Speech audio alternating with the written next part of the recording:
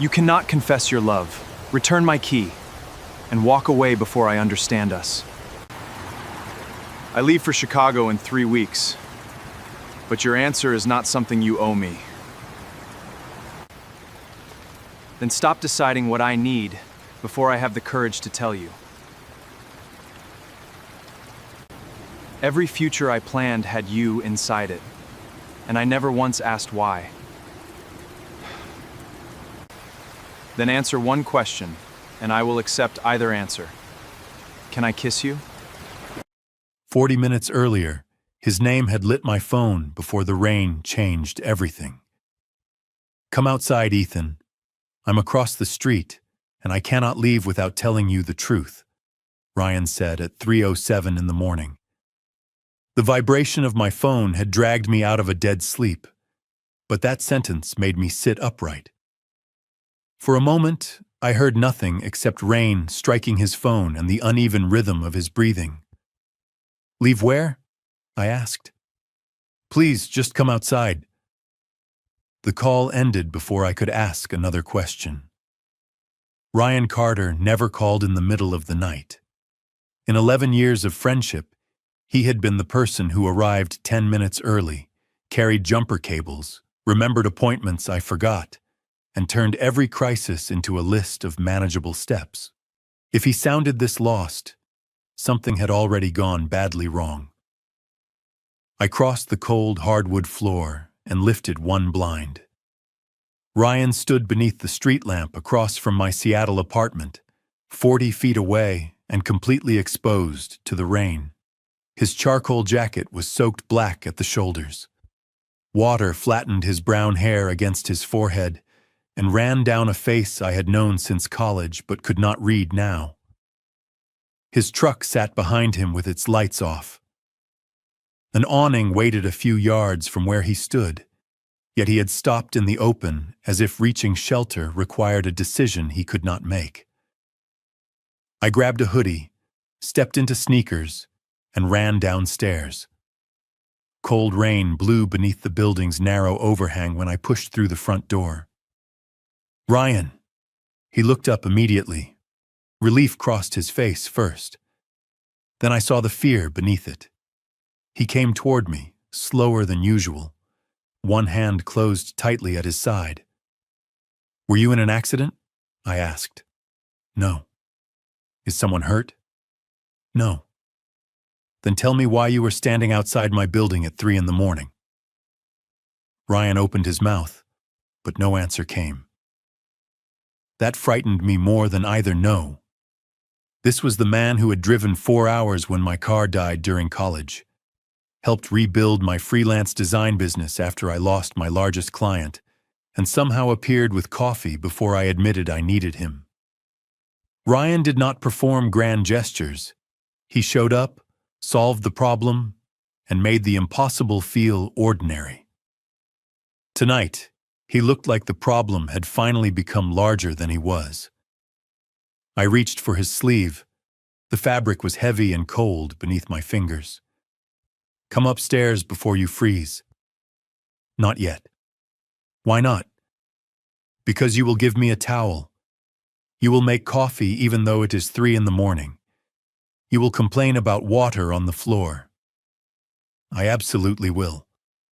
A tired smile appeared and vanished. Then everything will feel normal again, he said. Is normal bad? Ryan met my eyes. Tonight it is. A car passed at the end of the block, tires whispering over wet pavement. I folded my arms against the cold. You are scaring me. His expression changed at once. I am sorry. That is the last thing I wanted. Then start with what is in your hand. Ryan looked down. When he opened his fingers, a small brass key lay against his palm, attached to a faded blue tag. I recognized the spare key to my apartment, the one I had given him 6 years earlier and never asked him to return. Why do you have that out? Because it belongs to you. It has belonged with you for 6 years. His jaw tightened. That was before tonight. I stared at the key, then at the duffel bag I had not noticed on the passenger seat of his truck. "Ryan, where are you going?" Rain slid from his lashes as he finally answered. "I accepted a permanent position in Chicago. I leave in 3 weeks." For several seconds, Chicago was the only word in the world. Ryan kept the key extended between us while rain collected along the curb and ran from the edge of the awning. "3 weeks?" I said. "Yes." "How long have you known?" "The formal offer came a month ago." I stepped back as if distance might make that answer hurt less. "You knew for a month and said nothing." "I had not decided." "You have now." Ryan lowered his hand. "I signed tonight." The business dinner he had mentioned earlier that week suddenly made sense. The new jacket, the unusual question about which shirt looked better, the distracted messages afterward. I had assumed he was meeting someone. Somehow the truth felt worse. "You accepted a permanent move before telling your best friend it was even possible." He flinched at best friend, a reaction so small I almost missed it. "I was trying to find a way to tell you. A phone works during daylight." "I know." "So does my front door." "I know." "Then why 3 in the morning?" Ryan looked toward his truck. "Chikatio, I drove home after dinner and started packing because I could not sleep. I opened the kitchen drawer where I keep spare keys, saw yours, and realized I had made the biggest decision of my life without saying the one thing that actually mattered." "Which is what?" His fingers closed around the brass key. "I am getting there." That answer would have annoyed me from anyone else. From Ryan, it worried me. He could walk into a room full of angry contractors and leave with everyone agreeing on a schedule. He had talked my mother through Thanksgiving dinner while I was trapped at an airport. After I lost a major design client and declared my career finished, he arrived with 2 coffees and a legal pad and spent 3 hours helping me build a recovery plan. Problems became smaller around him. Tonight, Ryan looked like the problem had become bigger than he was. "Then give me something I can understand," I said. He studied my face. "If I disappeared tomorrow, what would you miss?" "That is not fair." "Probably not. Answer anyway." "You." His eyes shifted away. "That is not specific." "Fine. Sunday coffee, Seahawks games. Your criminal need to reorganize my refrigerator. The way you call every font I use basically the same font." "They are basically the same font." "Ryan." A tired smile touched his mouth. "Keep going." The request unsettled me because he sounded as though he was gathering evidence before a verdict. "I would miss the person who remembers what I forget. I would miss knowing I can call when something goes wrong. I would miss you appearing with coffee before I admit I need help." Ryan became completely still. "Would you miss me?" he asked, "or the things I do for you?" The question struck deeper than it should have. "Why are you asking me that?" "Because I need to know." "You already know." "I know what I hope. That is different." Rain softened around us, but the cold had worked through my hoodie. I looked at the key trapped inside his fist. "If this is only about Chicago, stop talking like you are dying. We can visit, we can call, we can figure it out." Ryan met my eyes with a sadness I had never seen there before. "Chicago is not the thing I came here to confess." I should have asked what Ryan meant. Instead, my mind returned to the dinner downtown. He had bought a new jacket for it, and asked whether the dark blue shirt or the white one looked better. Behavior unusual enough that I assumed the evening involved a date. For 2 days, I had imagined a stranger sitting across from him, becoming the first person to hear about Chicago, and perhaps becoming the reason leaving Seattle felt easy. "Was someone else at that dinner?" I asked. Ryan frowned. "My regional director and 2 executives." No date? No. Relief moved through me before I could stop it. Ryan saw it. Of course he did. Why does that make you feel better? He asked. It does not. You were jealous. I was surprised. You asked me 3 times whether I had met someone. Because you were acting strange. I was deciding whether to move across the country. Without telling me. The old wound reopened. Useful because anger was easier than answering him. Ryan watched me hide behind it. You always do that, he said. Do what? To move us back to safe ground whenever a question gets too close. I studied the man I had known since I was 19 and wondered how his face could suddenly seem impossible to read. We had met in an introductory economics class neither of us wanted to take.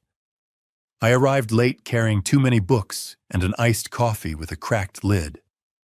Ryan moved his backpack from the only open chair and said, "You can sit here, but if the professor asks, I understand absolutely nothing about economics."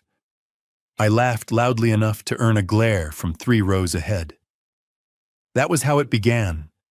Not destiny, just a bad class and a stranger who made me laugh.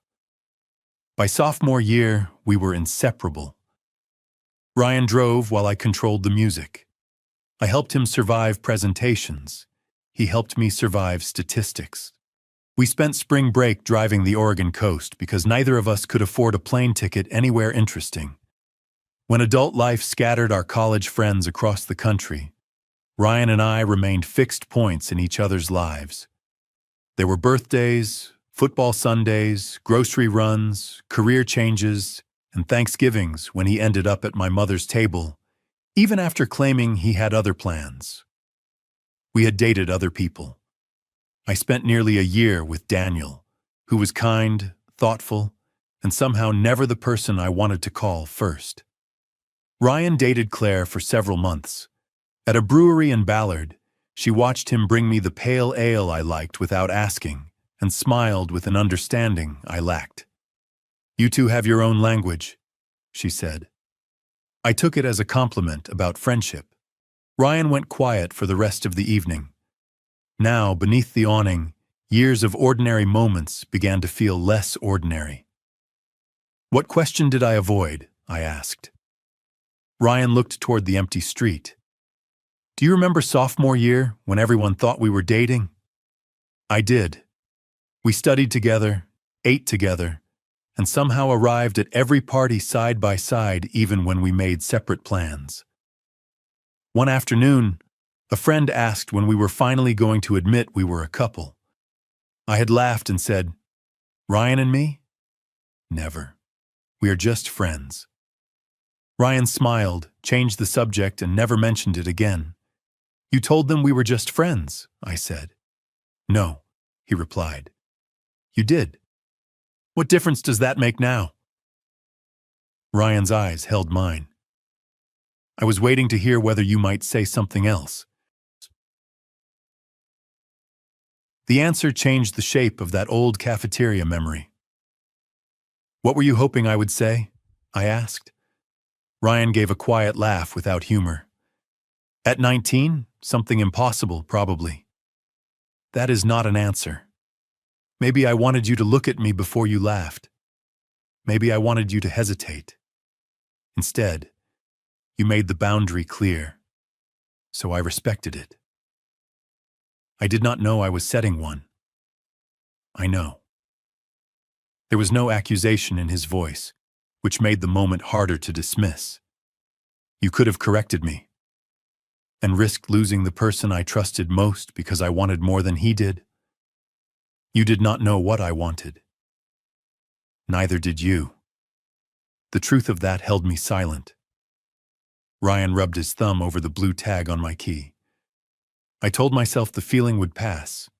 Then college ended, and you were still the first call after every good day and every bad one. A year became 5. 5 became 11. Eventually, silence felt less dangerous than honesty. Until Chicago. Until Chicago." I glanced at the duffel bag in his truck. Tell me about the job. Ryan seemed surprised by the request. It is a senior project director position. Better salary, larger commercial builds, my own team. The kind of move I have been working toward for years. Then accepting it makes sense. On paper. And off paper? He looked at me. Off paper, I signed the contract and felt like I had agreed to amputate half my life. My throat tightened. Seattle is more than me. Of course it is. My work is here. My friends are here. I know which grocery store stays open late and which bridge to avoid after a game. But when they shook my hand tonight, none of that was what I thought about first. What did you think about? Ryan's expression softened in a way that made looking away impossible. Sunday morning. Coffee? You arriving 7 minutes late and pretending 7 minutes does not count as late. You stealing the corner of my newspaper even though the same stories are on your phone. You ordering the same pastry and asking whether mine looks better. It usually does. That is what went through my head while everyone congratulated me. Not the office, not the salary, you. The rain had weakened to a mist, but water still ran from his jacket and darkened the concrete between us. So you drove here to say you will miss coffee? Do not make this smaller because it scares you. The words landed cleanly. I had been turning his confession into schedules, keys, and travel plans, because practical problems could be solved without changing who we were. Ryan saw it happening. I am trying to understand. I know, but you keep asking questions that let you avoid the answer. Then give me the answer. His fingers tightened around the key. I accepted Chicago because it is a real opportunity, not because I wanted to punish you or force a choice. I came here because leaving without the truth would make 11 years of friendship feel dishonest. What truth? Ryan stepped closer, stopping before the distance between us became an assumption. That when I imagined 2,000 miles between us, I did not feel like a man moving away from his best friend. My heartbeat quickened. What did you feel like? Shruti, he looked straight at me. A man walking away from the person he loves. Ryan had finally said love, and every useful word left me. We had talked through failed jobs, family emergencies, breakups, and the slow collapse of my first attempt at self-employment. Nothing had ever made silence feel this dangerous. Say something, he murmured. You told me not to make it smaller. I did. I'm trying to find a response large enough. Ryan looked down, and for the first time that night I understood how much control the confession had cost him. You do not owe me one, he said. You came here at 3 a.m. Because I owed you the truth, not because you owe me the same feeling. The distinction mattered. Even soaked, exhausted, and 3 weeks from leaving, Ryan was still making space for me to say no. How long? I asked. He breathed in slowly. College. Sophomore year? Maybe before. That cafeteria conversation was when I realized hope could become dangerous. You have loved me for almost 10 years? I have tried not to put an exact date on it. Why? Because then I would have to admit how long I stayed quiet. He turned toward the street, shoulders rigid beneath the wet jacket. I dated. I stayed busy. I volunteered for every project that required travel. I told myself my life would eventually grow into something separate from yours. Why would you want that? A tired laugh escaped him. Because every reason I had to stay was standing in front of me, calling me his best friend. The words hurt even though he spoke without blame. Our friendship was real. It still is. I never pretended about that. Then you were not lying. I was editing. Ryan held the key beneath the streetlight. Sunday coffee became the part of my week I protected first. Thanksgiving at your mother's house felt more like home than my own apartment. When something good happened, you were the first person I wanted to call. When something went wrong, you were still first. I kept naming all of it friendship, because friendship was something I was allowed to keep. Allowed by whom? You, me, the version of us we never questioned. I stepped closer to the edge of the awning. And the key? You gave it to your best friend. Tonight I changed the terms without asking you. It is a key, not a legal contract.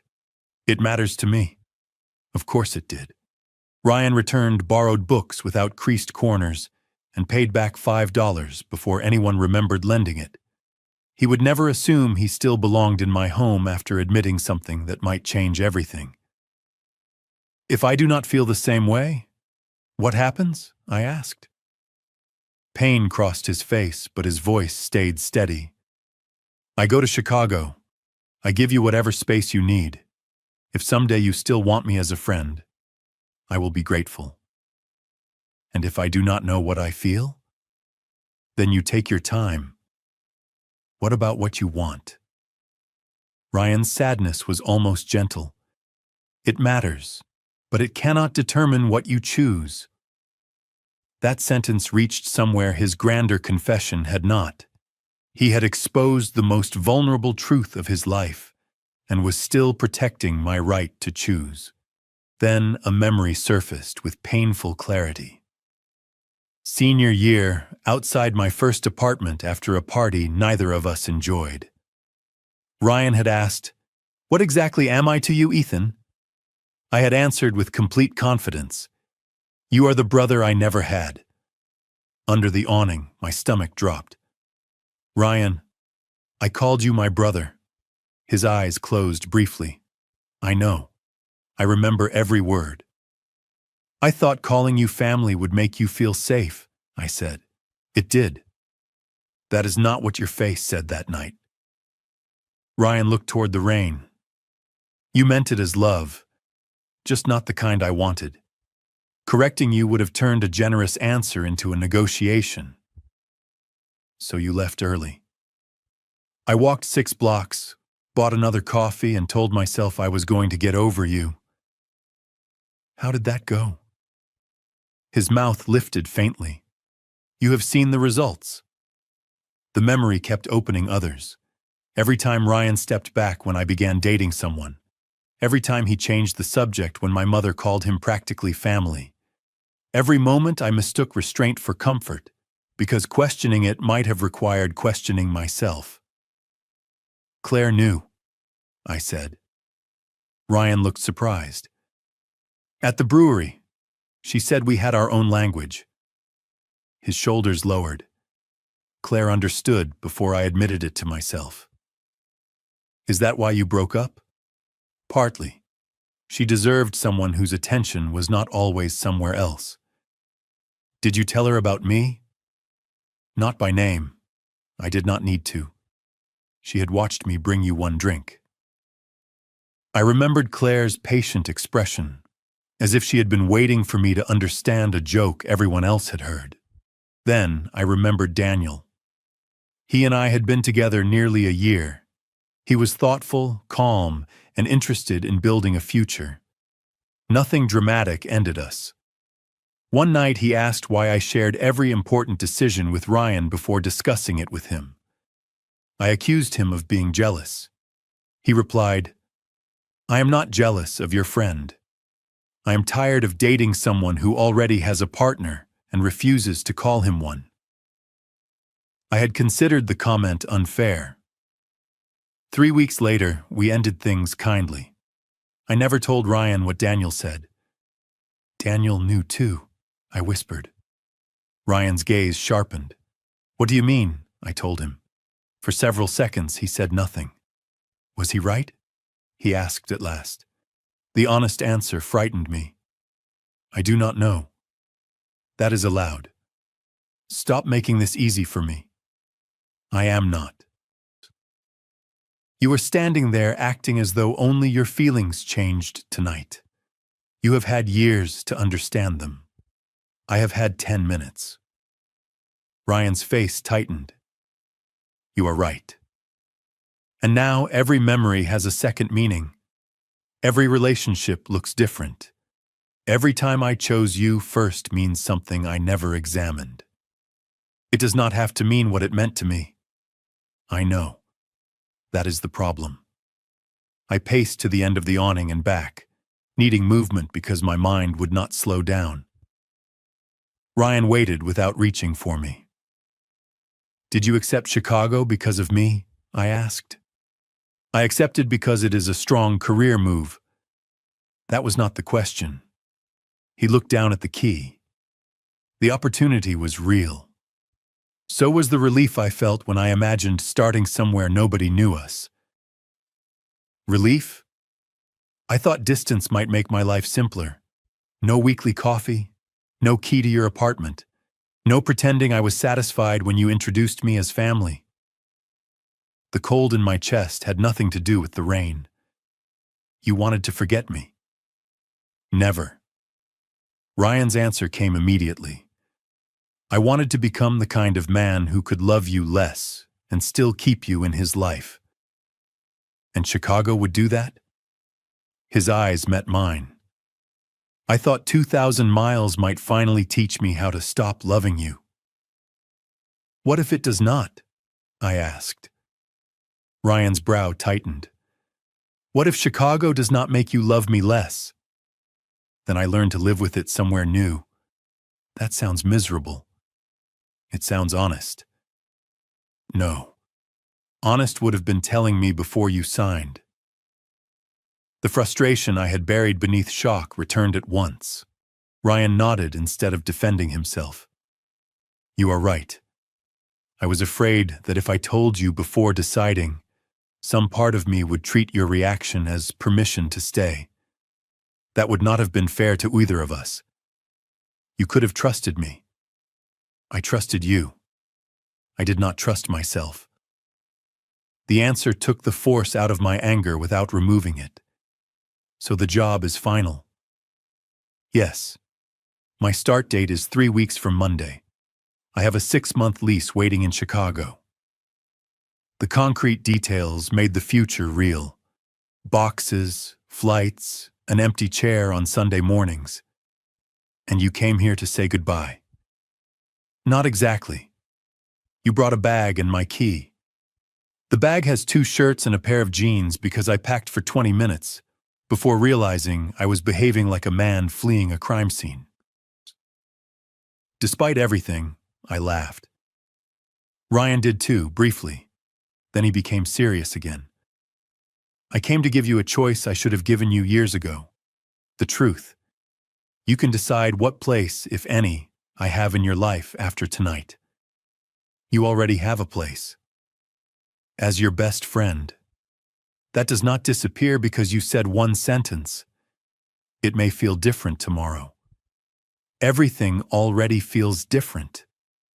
Ryan looked as though he wanted to step closer, but he stayed where he was. I am sorry. For loving me? For waiting until the truth arrived with a deadline. That was the real wound.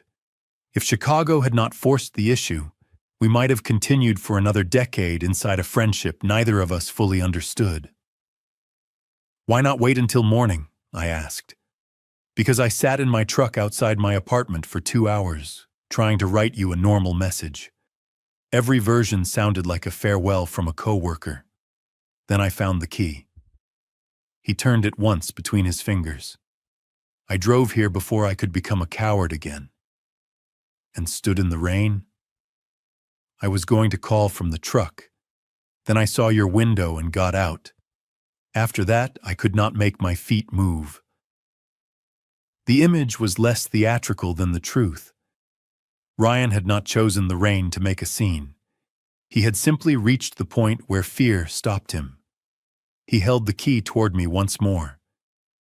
You do not have to decide anything tonight. I did not take it. What happens now? I go home. Tomorrow, if you want, we talk. If you need a week, I wait a week. If your answer is no, I accept it. And if I cannot give you an answer before you leave?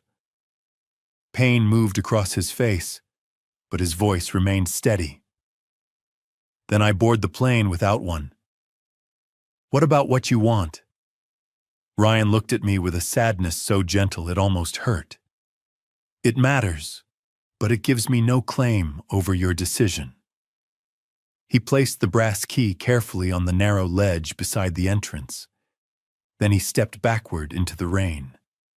I should let you think. My eyes dropped to the key. When I looked up, Ryan had turned toward his truck.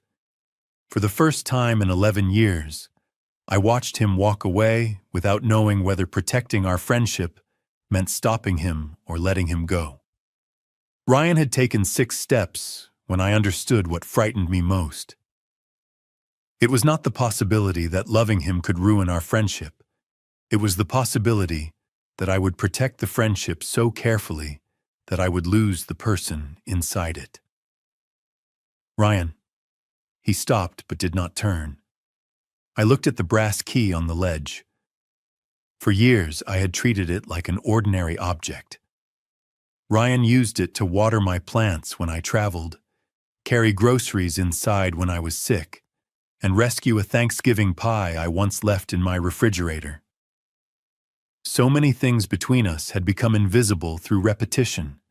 Sunday coffee, birthday calls, football games, his jacket over my kitchen chair, my favorite cereal appearing after he complained no adult should eat it.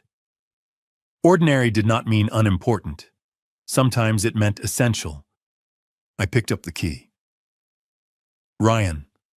This time he turned. Rain ran down his face, and his expression was guarded in a way I had never seen. Wait, I said. You do not get to leave before I speak. I thought giving you space was the least selfish thing I could do. I need the chance to understand what 11 years of my own choices mean. I do not want to pressure you. Then let me say what I need for myself. He went silent. I stepped into the rain. Cold water soaked through my hoodie within seconds, but I barely felt it. Daniel once told me I already had a partner, I said. I thought he was trying to make me choose between my boyfriend and my best friend. Now I think he was telling me I had made the choice long before I met him. Ryan's expression shifted. That does not automatically mean love. I know. But this might. I forced myself to continue before fear rebuilt the walls I had used for years. When Claire dated you, I hated losing every other Sunday. I called it concern because concern sounded loyal and jealousy sounded dangerous. When you broke up, I was relieved. I never admitted that, even to myself. Ethan. When my business nearly failed, I was ashamed to tell anyone. I called you.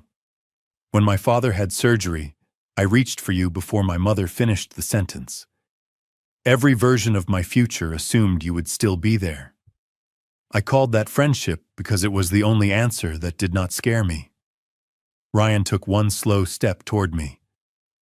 Are you saying what I think you are saying? I am saying I cannot identify the day friendship became something more. Maybe there was no single day. But when you said Chicago, I did not think about your promotion. I saw Sunday mornings without you. I imagined calling with good news and calculating the time difference first. I pictured someone else becoming the person you went home to. My voice shook, but the truth did not. I hated every version of that future. Ryan looked at me as though one careless movement might break the moment. I stepped closer and held out the key. Take it. He stared at my palm. You do not have to prove anything. I am not proving anything. I am returning something you tried to give back without my permission. I pressed the key gently into his palm and folded his fingers around it. I never asked for it back. For the first time that night, Ryan's smile reached his eyes. Be certain about what you are saying, he whispered. I am certain I do not want you to walk away. I am certain I have measured every relationship against what I already had with you. And I am certain that whatever we call this tomorrow, I want the chance to understand it beside you instead of after you are gone. Ryan searched my face. That is enough for tonight. It is not all. I took a breath. I think I have loved you for a long time. I was just better at misunderstanding it. The rain seemed to disappear beneath the sound of his breath catching. Ryan stepped close enough that I could feel his warmth, but he did not touch me. He asked for permission and waited without assuming what I would say. Yes, I said. You can kiss me. Ryan lifted one hand slowly, giving me time to change my mind, and rested it against my rain-cold cheek. Our first kiss was brief, gentle, and almost disbelieving. It did not feel like friendship disappearing. It felt like one truth finally joining all the others. When we separated, his forehead rested lightly against mine. Chicago, he whispered, still exists. Unfortunately. First you come inside, then we deal with geography. Ryan followed me upstairs, carrying the key he had almost returned. I gave him a towel, made coffee despite the hour, and complained about the water on my hardwood floor.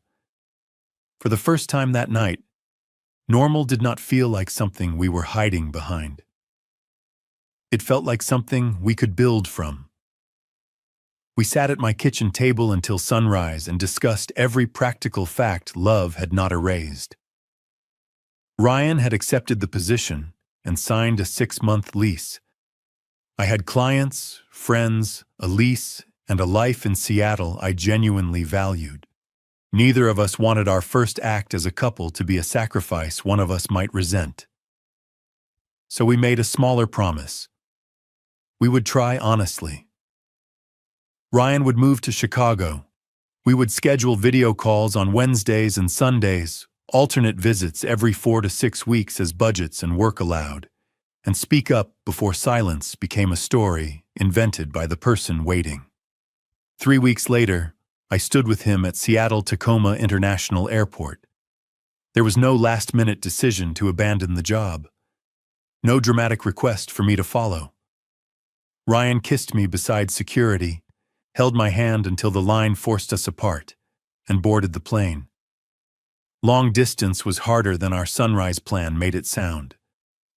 His first major project consumed evenings. A winter storm canceled my first Chicago flight after I had already spent an hour at the airport. Once, Ryan answered fine during a call when he was clearly angry, and I spent 2 days believing he regretted us before he admitted he felt forgotten. We argued, apologized, and learned. 11 years of friendship gave us history, but it did not automatically give us the habits a relationship required. By the 6th month, we had built them deliberately. Ryan renewed his lease for another 6 months because the work mattered to him. I did not hear that as rejection. Instead, I arranged a 5-week trial in Chicago during a quieter period for my clients. I worked from his dining table, learned the train system badly, and discovered I liked the city when I was not treating it as the place that had taken him from me. Ryan did not ask me to move. I did not promise I would. We simply tested an ordinary life together. Groceries, deadlines, laundry, and the question of whose turn it was to make coffee. When my Seattle lease ended 12 months after the rainy night, I chose Chicago with clear eyes. My business had become fully remote. I had spent enough time there to know the decision was mine, and Ryan's career had grown into something he was proud of. We rented a new apartment with space for my desk and a kitchen large enough for 2 people to get in each other's way. On our first night, Ryan handed me a new key. The old brass one from Seattle remained on his ring beside it, faded blue tag and all. That key opens nothing now, I told him. It opened something once. That is painfully sentimental for a project director. Do not tell my team. Nearly a year and a half after his call, I woke at 3:07 in the morning to an empty space beside me. For one irrational second, my heart jumped. Then I smelled coffee. Ryan stood in the kitchen wearing an old college shirt, watching rain move down the window while the coffee maker hummed. He turned when he heard me. Could not sleep. I leaned against the doorway. At least you are inside this time. His laugh was warm and unguarded. He poured a second mug without asking whether I wanted one. Of course he knew. I used to think love would arrive with instant certainty, too obvious to mistake for anything else. Ours arrived quietly and stayed long enough to become part of daily life. It remembered coffee orders, showed up for Thanksgiving, survived distance, and kept a useless old key because of the door it had once helped us open. Would you have stopped Ryan in the rain, or let him leave for Chicago without an answer? Tell me why. If this story stayed with you, please like it and share it with someone who believes honesty can change everything.